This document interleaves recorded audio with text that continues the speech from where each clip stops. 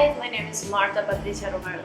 I'm a PhD student with Dr. Kiersten Wise. My PhD program is focused on Diplodia erode and it answers many questions that we have. Diplodia erode affects corn ears, but if you open the ear, if it's infected, you will see this white pussy mold covering the ear, and if you look closer, you will see these black dots. We call it pygnedia. In the worst case, when the disease pressure is really high, the ear mummifies, so quality of the kernel decrease, and that's how it has healed. Well, this disease is caused by Stenocarpella matis. Stenocarpella matis has been around in the US for many years. It's an important corn disease in the Midwest. It was well studied at the beginning of the 19th century, but then we have a gap. There's no studies about recommendation, how we can reduce disease, for how long it survives. So that's where my project fits. We are trying to answer if cultural practices like crop rotation and tillage are good. There are good measures to reduce disease, and also for how long this pathogen survives. So for my study, a little bit more details about it. We have 4 different treatments.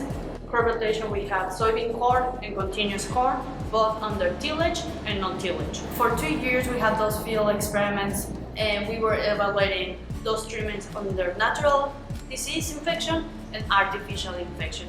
After 2 years, we concluded that crop rotation and tillage did not significantly reduce Diplodia erode. But we have more questions. Why it didn't work? Why crop rotation wasn't enough? Why tillage wasn't enough? So that's where my second project comes. So the survival experiment.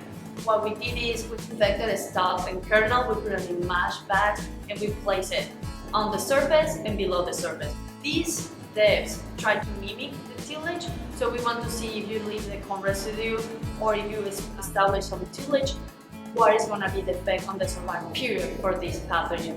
So after 4, 7, 11, and 12 months that we established this experiment, we went back to the field, we collect or we retrieve those samples, we took it to the lab, we clean it, we weigh it, we process it, we record pygnedia production, and then after that pygnedia production, we record germination percent. Now that we have the results for both experiments, the conclusions that we can give it to the farms is, well, 1 year away from corn is not going to be enough based on the survival period. We need 2 years away from corn to be able to reduce disease incidence.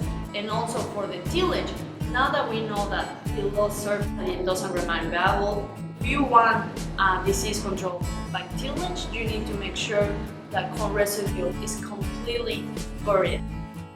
I really enjoy my project, and I like to be in a project that involves more applied knowledge, so at the end of my projects I can go back and tell the farmers what I saw. I like to be in the field, I like to work in the lab, and my projects incorporate both, and I really like it.